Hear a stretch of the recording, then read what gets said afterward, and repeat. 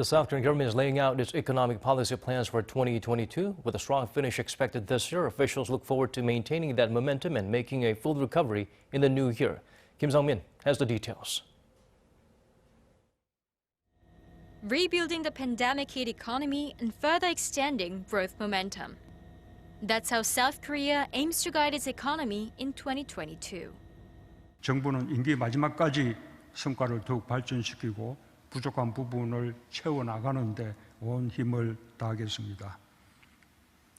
2022년 경제정책 방향에는 위기를 넘어 완전한 정상화를 이루겠다는 정부의 정책 의지를 담았습니다. This will be done based on three-track system of measures. First is to reinforce its growth track by boosting consumption, investment, and exports. This involves encouraging consumption by extending tax deductions on spending at traditional markets and holding another round of nationwide sales events in May next year. Tax deductions will also be provided on investments for research and developments of strategic sectors like those of semiconductors and batteries.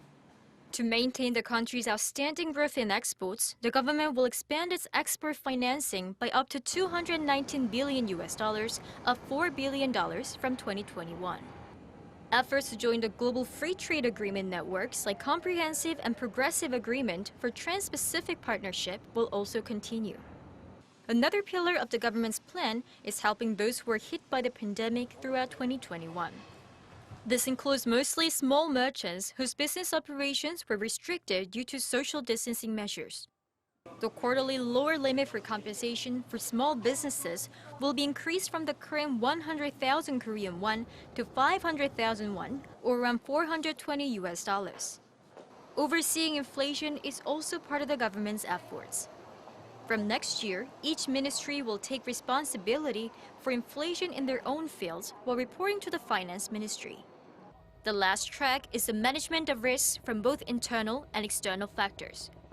To reduce supply chain risks, the government will run a task force to oversee the supply of strategic materials. The rise of household debt will be controlled within a range of 4 to 5%. And stabilizing the housing market will be done by expanding the supply of houses.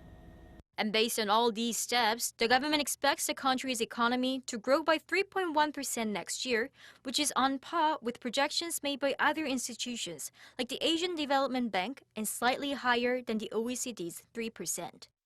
Inflation is expected to slow down at 2.2%. While South Korea's exports are forecast to grow further, increase in imports will pull the current account balance down to $80 billion. Kim Sung-min, Arirang News.